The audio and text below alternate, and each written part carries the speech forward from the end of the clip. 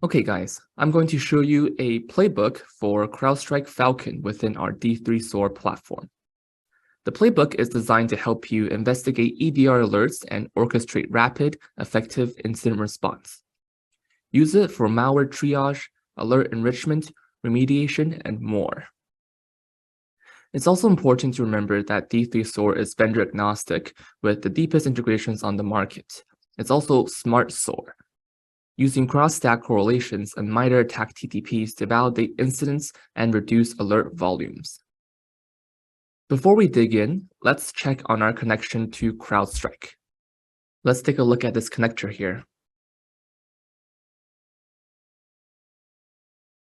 Looks like everything's great. Let's go back to the D3 homepage. We have this alert which we ingested from our CrowdStrike environment. As you can see here, D3 automatically goes through all these different metadata points, and we automatically extract all the various data fields, which may be of importance to you and your team for investigation. Now, let's jump back to our playbook.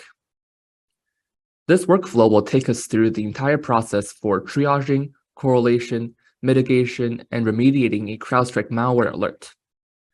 As the very first step of the workflow, D3's powerful data extraction engine allows us to automatically extract all relevant data fields related to the original CrowdStrike alert and pass it through our vast library of automation commands.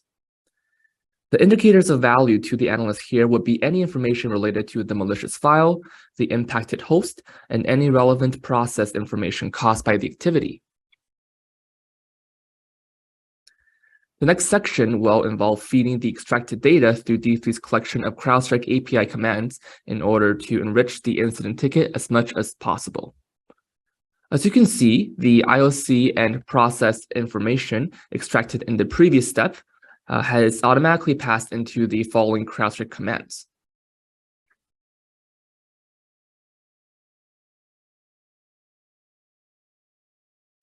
In particular, we note that CrowdStrike is able to return the list of all the other hosts impacted by the same malicious file, as well as full details related to the process ID.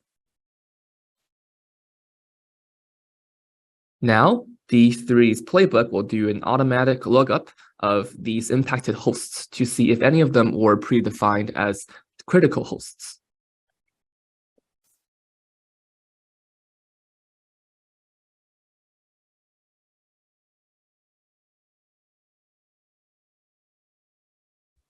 Now that we have all of the initial information extracted from our enrichment step of the workflow, let's take a look at the documentation and interactive part of our playbook.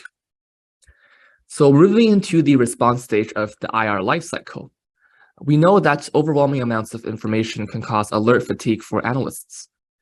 That is why D3's playbook architecture fully supports auto documentation and scope optimizing features. Going back into the incident ticket, all the details we just went through have been automatically written to the investigation workspace without any action from the analysts. Let me expand these fields here so you can see all the results.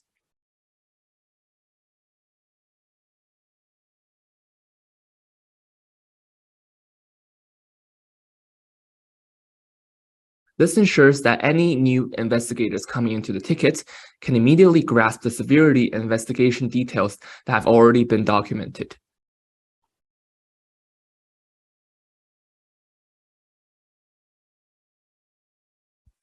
Now, no IR workflow is complete without notifying your team. D3's built-in email functionality allows you to conveniently fill in the message body with all the critical details from your investigations. This means you can build out standardized templates your team is already familiar with while dynamically filling it in with incident-specific details without typing a single word. You can see the results of receiving such an email notification.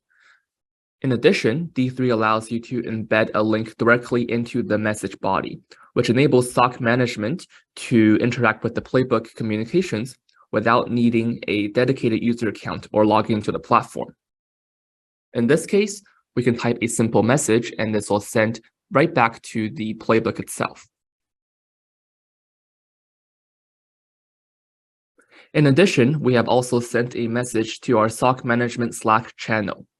As D3 fully supports interactive messaging, the SOC manager is able to directly influence the results of the playbook runtime without having to log into D3 SOAR. After approving or rejecting the request to quarantine the machine, the decision will now directly influence the playbook to conclude the mitigation by quarantining the machine or leaving it as it is. This concludes the entire IR lifecycle for this particular malware alert, and it only took us a few minutes to close out the incident. To summarize, we've responded using automation to a malware event. We very rapidly confirmed and remediated the event, ensuring no breaches occurred. But we've also used the awesome data CrowdStrike provides to make sure these IOCs aren't present anywhere else, again minimizing the potential for a breach. Thanks for joining me. To learn more, visit d3security.com.